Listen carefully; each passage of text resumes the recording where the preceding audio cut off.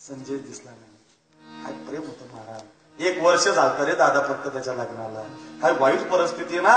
अरे अजमल कसाब आला होता मुंबईला, तुकाराम, विजय साळसकर, IPS अशोक कामते, IPS हेमंत करकरे. अरे तरणी बाण पोर हातामध्ये बंदूक घेऊन उभी राहिली होती. इकडच्या गोळ्या तिकडे झाडत होती, तिकडच्या गोळ्या इकडे येत होत्या.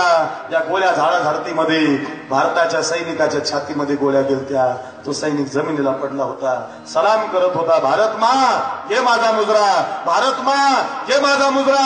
मा मला तुझ्या करता जगण्याचं भाग्य मिळालंय मा मला तुझ्या करता मरण्याचं भाग्य मिळालंय मा. हे माझा मुजरा, हे माझा मुजरा. वयाच्या 25व्या 22व्या वर्षी तरुण तडफदार पोरगा या देशाच्या मातीसाठी निघून गेला होता. 18 वर्षाचा मुलगा आहे त्या सैनिकाला. इथे 18 वर्षाचा पोरगा आहे रे मायबाप त्या सैनिकाला. त्या 18 वर्षाच्या मुलाच्या घरात गर्दी झाली होती. प्रत्येक जण त्या पोराच्या डोक्यानं हात उघडून सांगत होता, बाळा नको रडूस, बाळा नको रडूस, बाळा तुझ्या बापानं क्रांती केली, तुझा बाप देशासाठी गेलाय, बाळा रडू नकोस.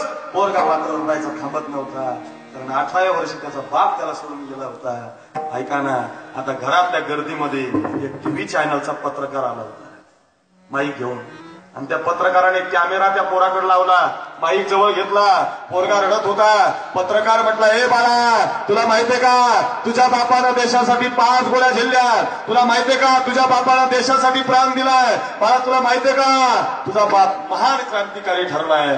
फक्त एक झालं बाळा, तुला बाप नाही राहिला. सांगणारे बाळा तुला काय वाटतंय, सांगणारे बाळा तुला काय वाटतंय. 18 वर्षाचा पोरगा आतापर्यंत रडत होता. आता पत्रकाराने प्रश्न विचारल्यावर त्याने डोळे पुसले, ऐका ना माझं. आणि आता तू 18 वर्षाचा पोरगा